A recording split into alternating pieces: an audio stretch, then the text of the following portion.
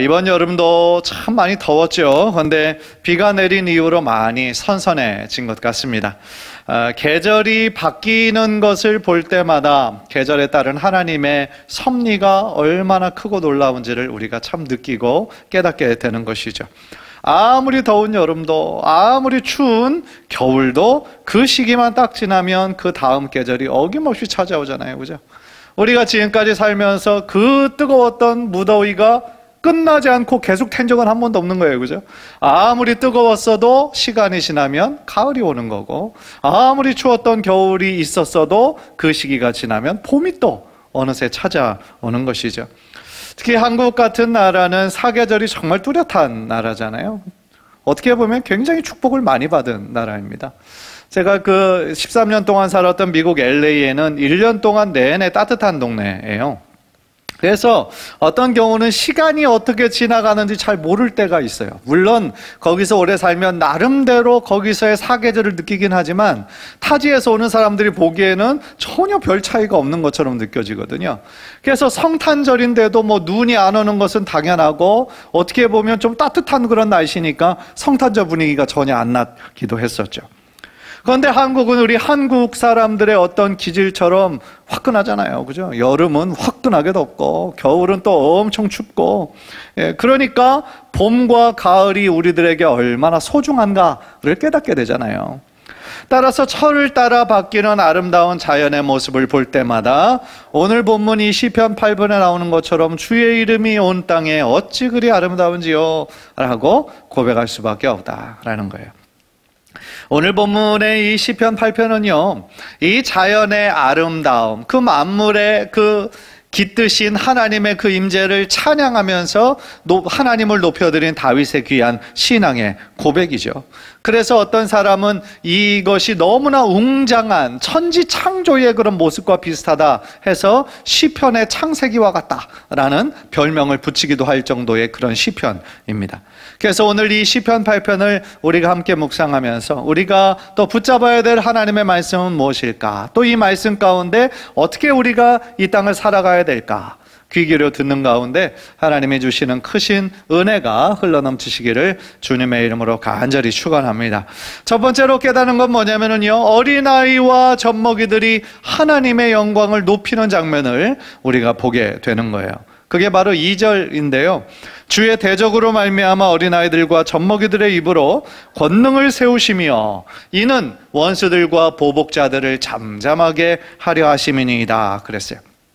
이제 막 말을 배우기 시작하는 아이들, 혹은 아직 말도 못해서 옹알옹알거리는 아가들의 그 귀여운 입으로 하나님을 찬양하고 있는 모습을 우리가 상상해 보세요. 얼마나 순전하고 아름답고 귀엽고 사랑스러운 그런 모습이겠어요. 저도 지금 아이들이 이제 많이 컸지만 그 아이들의 어렸을 때 아기 때 모습을 이렇게 생각해 보면, 제가 이제 찬양을 좋아하니까 제 무릎에 이렇게 앉혀놓고 제가 좋아하는 찬양을 이렇게 부르기 시작하면 아이가 이렇게 제일 처음에 멀뚱멀뚱 바라보다가 조금 있으면 그 찬양을 막 따라해요.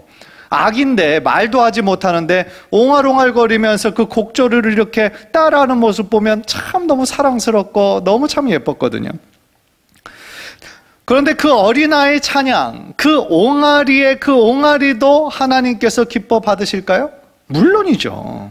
그 순수함과 진실한 모습들을 통하여 하나님께는 영광이 될 뿐만 아니라 오히려 마음이 순수하지 못하고 완악한 자들을 부끄럽게 만드는 모습일 수 있다는 것이죠.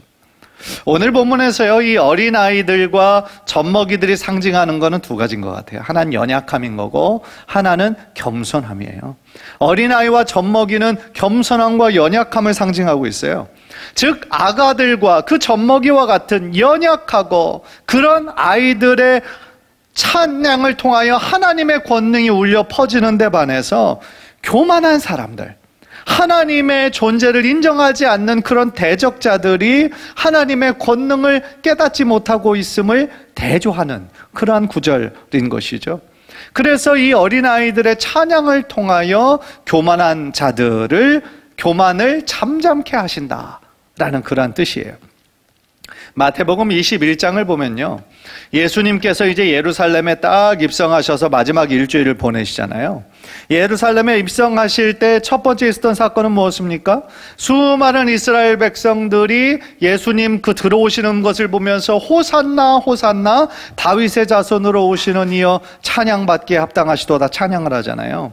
근데 마태복음 21장을 보면 대제사장들과 서기관들이 그렇게 예수님을 찬양하는 사람들을 시끄럽다라고, 왜 예수님이 저 어린아이들 책망하지 않냐고 그렇게 얘기하는 부분이 나와요. 그때 예수님께서요, 마태복음 21장 16절에서 이 시편 8편을 인용하시면서 이렇게 말씀하셨어요. 예수께서 이르시되 그렇다 어린 아기와 젖먹이들의 입에서 나오는 찬미를 온전하게 하셨나이다 함을 너희가 읽어본 일이 없느냐 하시고, 예수님께서 이 시편 8편을 인용하시면서요, 무엇을 말씀하시느냐? 지금 이 어린아이와 젖먹이들은 예수님을 지금 메시아로, 하나님께서 보내신 구원자로 알고 찬양하며 높여드리고 있잖아요. 그런데 막상 성경의 정통한 자들이라고 하는, 종교의 지도자들이라고 하는 사람은 지금 예수님을 메시아로 보고 있지를 못하잖아요. 눈앞에 보고 있으면서도 깨닫지 못하잖아요. 그러니까 그들 하나님을 지금 대적하고 있는, 하나님이 보내신 메시아를 대적하고 있는 그 종교 지도자들의 어리석음을 지금 지적하고 있으셨던 것이죠. 실제로 기독교 역사상에 있어서요, 이 하나님의 이름을 찬양하는 어린 아이들로 인해서 한 사람이 회심하여 이 기독교 역사에서 정말 위대한 한 사람이 된 사람이 있어요. 그 사람이 누구냐면은 성 아우구스티누스라고 하는, 좀 짧게 얘기하면 어거스틴이라고 하는 사람이에요. 그 사람은 정말 가장 위대한 신학자다. 그래서 어떤 사람은 이 기독교 역사에 끼친 영향이 바울과 맞먹을 정도의 영향력이 있는 사람을 어거스틴이라고 치거든요. 그런데 그가 제일 처음부터 예수님 믿던 사람은 아니죠. 그가 수사학이라고 하는, 당대 이제 그 철학, 수사학, 웅변학 이런 것들이 있었던 것처럼 수사학을 가르치던 그런 교수였는데, 종교적으로는 지금 방황하고 있었거든요. 방황하고 있었어요. 그런데 그가 어느 날 이렇게 가는데 주변에서 한 어린아이들의 무리들의 찬양이 들리는 거예요. 그런데 그 찬양의 내용이 집어 읽으라는 내용이었다는 거예요. 집어 읽으라. 그래서 그 어거스틴이 그 이야기를, 그 아이들의 찬양 소리를 듣고 놀래가지고 성경을 짚고 말씀을 읽었을 때 그가 읽게 된 부분이 로마서 13장이었는데, 그때 로마서 13장을 읽으면서 하나님께서 지금 저 어린 아이들을 통하여서 나에게 말씀하신 거구나 라는 것을 깨닫게 돼요.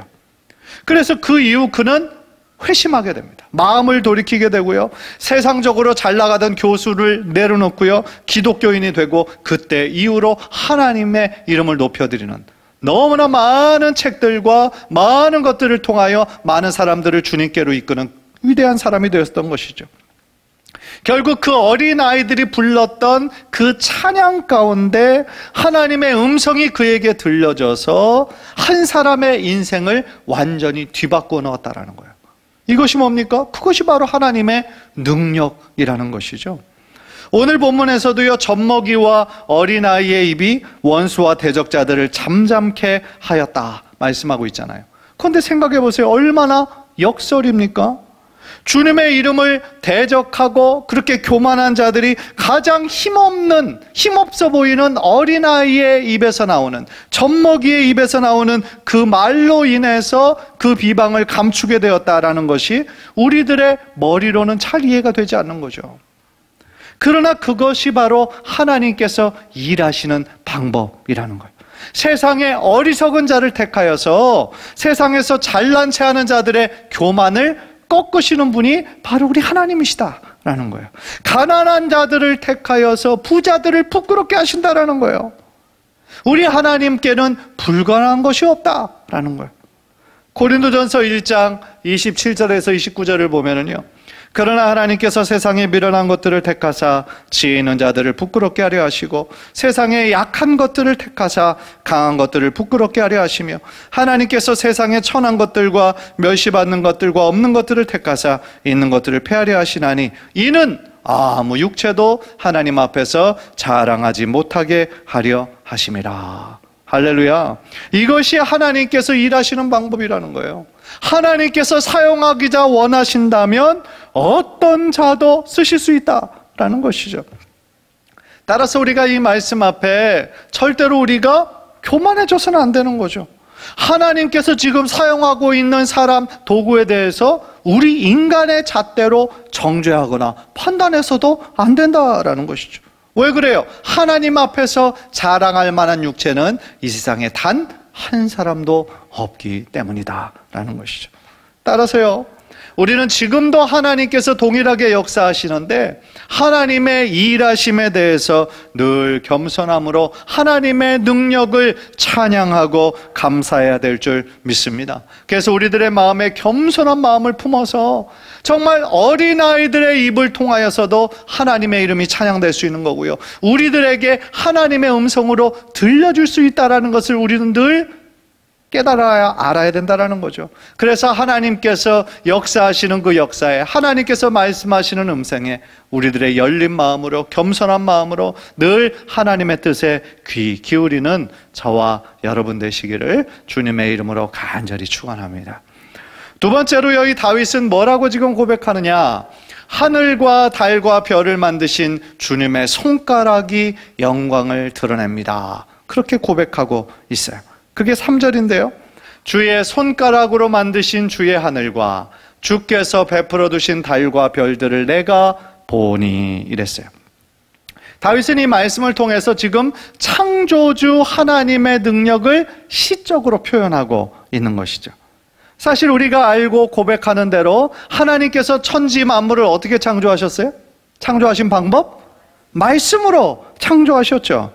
하나님께서 태초에 만물을 지으실 때에 빛이 있으라 말씀하셨을 때 빛이 나타났고요, 물과 물을 궁창으로, 물 가운데 궁창이 있어 물과 물로 나뉘라고 입으로 명령하셨을 때 말씀하신 그대로 되었던 것이죠. 그러니까 하나님의 말씀에는요, 이처럼 무에서 유로의 창조의 능력이 있으신 분이라는 거예요. 그런데 왜 다윗은 하나님의 창조를 하나님의 말씀으로서가 아니고 주님의 손가락으로 만드셨다고 했을까요? 이것은 다윗의 시적인 것이고 다윗의 상상력을 동원하는 거죠. 마치 사람들이 무엇을 만들려고 할 때 우리들의 이 손으로 사용해서 만드는 것처럼 하나님께서도 하나님의 손으로 이 태양과 달과 별들을 하나님께서 그 아름다운 솜씨로 만드셨지 않았겠는가? 그가 그렇게 고백을 하고 있는 것이죠. 즉 우리가 매일같이 보는 이 해와 달과 별들, 그 모든 것들이 하나님의 창조의 아름다운 작품이다 라는 것을 지금 고백하고 있는 것이죠. 많은 과학자들, 진화론자들이 얘기하는 것처럼 시간이 지나면서 우주 팽창에 의해서 영원 전부터 그냥 그대로의 모습으로 있었던 것이 아니라 바로 하나님의 말씀의 능력으로 창조된 것이라는 거죠. 손가락을 사용해서 어떻게 보면 가장 창조적인 그런 작품을 만들어내는 사람들이 화가가 아닐까 생각을 해요. 우리들의 그 머릿속에만 있던 것들, 상상으로만 했던 것들을 눈에 보이는 그림으로 이렇게 만들어내잖아요. 그런 면에서 참 화가들은 대단한 상상력과 능력이 있는 그런 사람들이죠. 그래서 어떤 명화 같은 거, 정말 유명한 그런 그 화가들의 작품을 보면 너무 그 장엄함과 그 디테일에 우리가 압도당할 때가 있는 것이죠. 제가 직접 보지는 못했지만 이 미켈란젤로라는 세계적인 화가가 그린 천지창조라는 작품이 있잖아요. 여러분도 아마 그림을 통해서 한번 보신 적이 있을 거예요. 천지창조라는 그림은 어디에 있냐면 시스틴 예배당의 천장에 있대요. 천장에. 그런데 미켈란젤로가 이 그림 천지창조라는 것을 그리기 위해서 무려 3년이라는 시간이 걸렸다는 거예요. 그 그림을 그리기 위해서 그 예배당의 천장만을 향해서 그 그림을 그렸다라고 하니까 참 대단한 사람이면 분명한 거죠.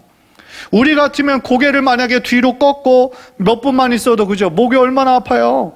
허리가 아파서 아마 시작조차 못했을 텐데 이 미켈란젤로는 그 육체의 고통을 무릅쓰고 세계적인 명작을 만들어낸 것이죠. 또 최후의 심판 같은 또 유명한 그림은 무려 5년 반이나 걸렸다라는 거예요. 5년 반이나. 그러니까 그 그림을 그리기 위해서 얼마나 많은 시간과 또한 에너지가 들어갔겠습니까? 제가 지금 미켈란젤로의 그림을 이야기하는 이유가 있어요. 한 그림을 완성하기 위해서 보통 화가들도 몇 달을 투자하고요, 정말 유명한 사람은 몇 년을 투자하죠. 그런데 우리 하나님은 한순간에 한 손가락을 드심으로 말미암아 하늘의 태양과 달과 별들을 뿐만 아니라 이 세상 모든 만물을 만드신 창조주 하나님이시라는 거예요. 얼마나 놀라운 하나님의 능력입니까? 따라서 우리는 그 하나님의 놀라운 능력을 보면서 감격하고 그 하나님의 놀라우신 이름을 찬양할 수밖에 없다라는 것이죠. 따라서요, 우리들이 정말 철이 이렇게 지나면서 하나님께서 창조하신 그런 아름다운 만물을 우리가 볼 때마다 정말 감동하고 기뻐하고 아름답다고 정말 우리들의 입술로 고백하는 삶을 살 때에 이 모든 만물을 창조하신 하나님께서도 저는 기뻐하실 거라고 생각해요. 우리가 정말 멋진 것을 봤음에도 불구하고 정말 인간의 힘으로 만들 수 없는 아름다운 하나님의 창조물을 보면서도 별로 감동하지도 않고 그냥 무덤덤한 사람도 있잖아요. 그런데 그 모든 것들을 창조하신 하나님의 입장에서 볼 때는 좀 그렇지 않을까라는 생각이 들어요. 저도 이제 미국에서 이제 한국에서 이렇게 친구들이 오면 좋은 그런 여행지를 이렇게 구경시켜주면 어떤 친구는 갈 때마다 너무 놀라고 너무 예쁘다고 아름답다고 그렇게 하는 친구들은 더 마음이 가죠. 더 마음이 가요. 왜냐하면 제가 내 차로 그쪽까지 이렇게 라이드 해주고 이렇게 안내한 보람이 생기잖아요. 그런데 어떤 친구는 아무리 좋은 데를 데려다 줘도 뭐 별거 아니네, 뭐 이런 식으로 하면 나의 시간과 힘들게 그쪽으로 안내한 그냥 힘이 쭉 빠져버리는 거야. 괜히 데리고 왔네, 그런 생각이 들거든요. 음식을 맛있게 하신 그 어머님들도 마찬가지잖아요, 그죠? 정말 정성을 다해서 맛있게 음식을 차려놨는데 그 음식을 먹으면서 맛있다, 정말 오늘은 다른 때하고 너무 다르네, 맛있게 먹고 그것을 진짜로 맛있다고 얘기해줘야 이 음식을 조리한 사람의 기분이 좋아지는 거지, 하나도 그냥 감사하지도 않고 뭐가 달라졌는지도 모르고 그러면은 좀 기분이 별로잖아요, 그죠? 마찬가지인 거죠. 하나님께서 이 모든 우주 만물의 창조주이시고 이 모든 것들의 정말 하나님의 말씀으로 창조하신 분이신데, 우리가 우리 주변의 아름다운 그런 자연 만물을 보면서 정말 참 아름다워라, 주님의 높고 위대하심이 정말 대단하십니다, 우리 하나님 최고의 정말 창조주이시고 최고의 하나님이시고, 우리가 하나님의 이름을 찬양하고 높여드리는 삶을 살 때 결국 그것이 하나님을 높여드리고 하나님을 찬양하고 하나님을 사랑하는 우리들의 신앙의 고백이 될 줄 믿습니다. 간절히 바라기는 하나님의 그 놀라운 창조의 솜씨에 늘 감사하는 삶을 살았으면 좋겠어요. 모든 영광을 하나님께 올려드리는 우리 귀한 성도님들 모두 되시기를 주님의 이름으로 간절히 축원합니다. 마지막으로요, 다윗은 뭐라고 고백하냐면 천사보다 조금 못한 인간이 하나님의 이름을 존귀하게 한다라고 하나님의 이름을 찬양하고 있어요. 그게 4절이죠. 사람이 무엇이기에 주께서 그를 생각하시며 인자가 무엇이기에 주께서 그를 돌보시나이까. 이 저자인 다윗은요, 이 우주 만물의 아름다움과 그 놀라운 하나님의 위엄을 보면서요, 그 자연을 창조하신 하나님에 비해서 우리 인간들의 모습은 얼마나 작고 얼마나 유한한 존재들인가, 그것을 깨닫는 것이죠. 때때로 우리들도 뭐 높은 산에 오르거나 정말 너무 멋진 그런 모습들을 보면 거대한 자연 앞에서 우리가 할 수 있는 것이 아무것도 없고 나는 너무나 작은 일부분에 불과하구나 라는 것을 깨닫게 될 때가 있잖아요. 며칠 전에도 태풍 오마이스가 제주도와 남해안을 지나가면서 많은 비와 바람을 동반해서 피해를 입은 사람들도 꽤 많이 있죠. 태풍이 여름마다 한 번씩 이렇게 2번씩 올 때마다 사람들이 아무리 대비를 잘한다고 해도 어떤 경우는 인간의 힘으로 감당할 수 없을 때가 참 많아요. 그렇다면 지진은 어떻습니까? 산불은 어떻습니까? 지금 만연하고 있는 코로나 팬데믹 현상은 어떻습니까? 아무리 과학기술이 시간이 지나면서 발전한다라고 해도 우리들의 힘과 지혜로 해결할 수 없는 일들은 더욱더 많아지고 있는 것이죠. 오늘 본문의 저자인 다윗도요, 그 만물의 위대함 앞에서 자신의 모습을 보면서 자신의 얼마나 하나님 앞에 선자로 연약하고 작고 왜소한 존재인지를 하나님 앞에 고백하는 거예요. 그러나 단순히 다윗은 거기에서 멈추지 않고요, 그토록 보잘것없고 연약한 자신임에도 불구하고 하나님의 그 구원, 창조와 구속의 주인공으로 자신을 삼아주셨음에 감사하고 있는 거죠. 그리고 하나님을 찬양하고 있는 거죠. 여러분, 하나님께서 이 모든 천지 만물을 6일 만에 완성하셨죠. 이 천지 창조의 클라이맥스는 무엇이었습니까? 바로 사람이었죠. 인간이었어요. 저 장엄한 자연, 수많은 동물들, 그리고 수많은 바다, 그리고 물고기들, 그 모든 것들을 바로 우리로 하여금 다스리라고 그러셨어요. 우리의 발 아래 두셨다라고 그랬어요. 그러니까 얼마나 감사한 일입니까?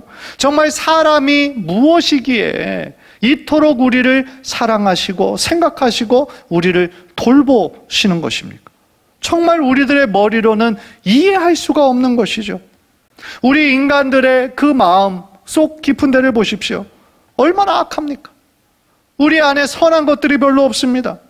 예레미야는 우리 인간의 가장 부패한 것이 바로 마음이다 그랬어요. 또한 이 세상의 뉴스를 여러분들 들어보십시오. 좋은 소식도 물론 있지만 더 많은 소식들이 참 어지럽고 혼란스럽고 나쁘고 악한 소식들이 얼마나 많이 있습니까? 그래서 어떤 죄인들 그 나오는 것을 보면 정말 저렇게 인륜을 벗어난, 어떻게 사람의 탈을 쓰고 저런 짓을 할 수 있나 라는 생각이 들 사건 사고들도 얼마나 많이 있습니까? 그런데 이런 죄 많고 연약한 우리 인간들을 하나님께서 생각하시고 돌보신다는 거예요. 이것은 정말 하나님의 은혜라는 말 밖에는 달리 설명할 방법이 없다라는 거죠. 5절을 보십시오. 5절. 그를 하나님보다 조금 못하게 하시고 영화와 존귀로 관을 씌우셨나이다. 우리 개역개정에서는 하나님보다 조금 못하게 하시고라고 번역했지만 우리가 그전 버전에서는 천사들보다 조금 못하게 하시고 그렇게 했었어요. 왜 이런 번역의 문제들이 생겼냐면 이 단어 원어가 엘로힘이라는 단어거든요. 엘로힘이라고 단수가 쓰이면 하나님이거든요. 그런데 이 엘로힘이라는 단어가 복수로 쓰이면 천사들 혹은 신성한 존재들이라는 그 단어로 바뀔 수 있기 때문에 이렇게 지금까지는 천사로 번역이 됐는데 이번 개역개정에서는 하나님이라고 번역이 된 거예요. 그러나 우리는 우리 자신을 잘 알죠. 그것이 뭐 하나님을 지칭하는 것이든 천사들을 지칭하는 것이든 하나님하고 우리하고 어떻게 비교할 수가 있겠어요? 조금 못한 존재가 아니고 말도 안 되게 비교할 수도 없이 연약한 존재가 바로 우리 인간들이잖아요. 그럼에도 불구하고 이 뒷부분에 나오는 것처럼 영화와 존귀로 관을 씌우셨다라는 거예요.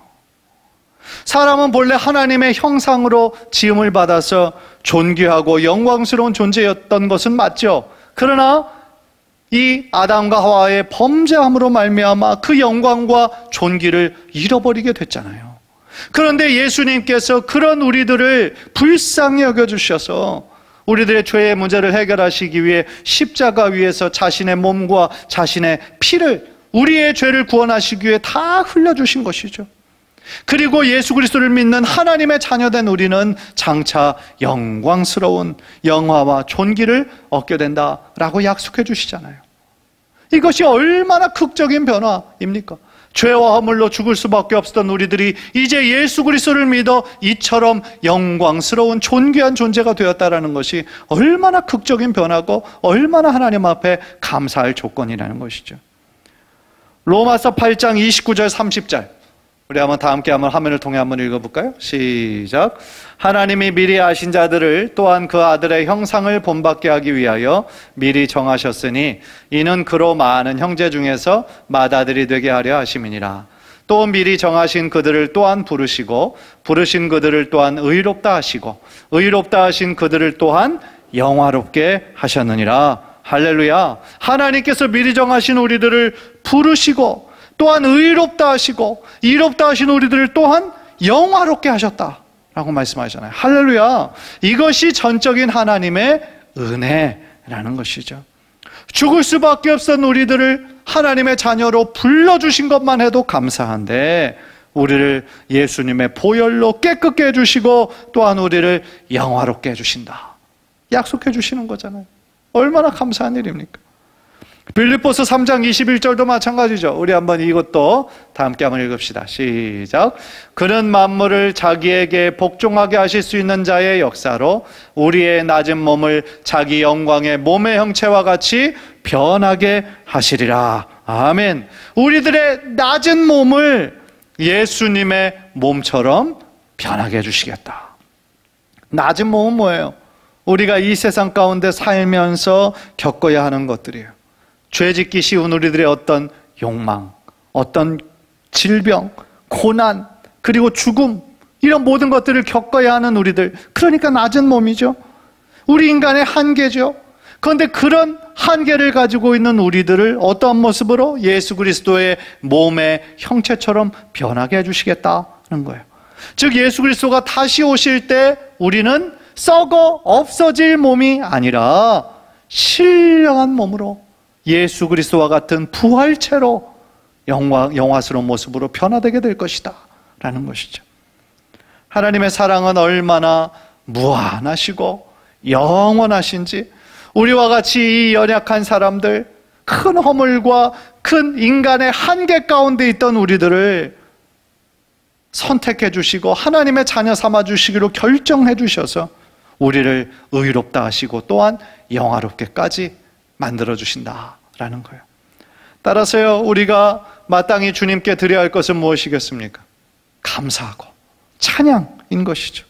너무나 부족하고 연약한 우리를 이처럼 하나님의 자녀 삼아 주시고 의롭게 해주시고 또 장차 영화롭게 해주실 하나님의 은혜를 우리가 늘 기억하고 우리들의 입술로, 우리들의 삶으로 그 크신 하나님의 은혜와 사랑을 고백해야 될 줄 믿습니다. 간절히 바라기는 우리가 어느 곳에 있든지 우리들의 삶의 현장에서 창조주 되신 하나님을 높여드리고 찬양하는 삶을 통하여 우리들 평생에 하나님을 기뻐하고 하나님께 영광 올려드리는 저와 여러분의 삶이 되시기를 주님의 이름으로 간절히 축원합니다. 기도하겠습니다.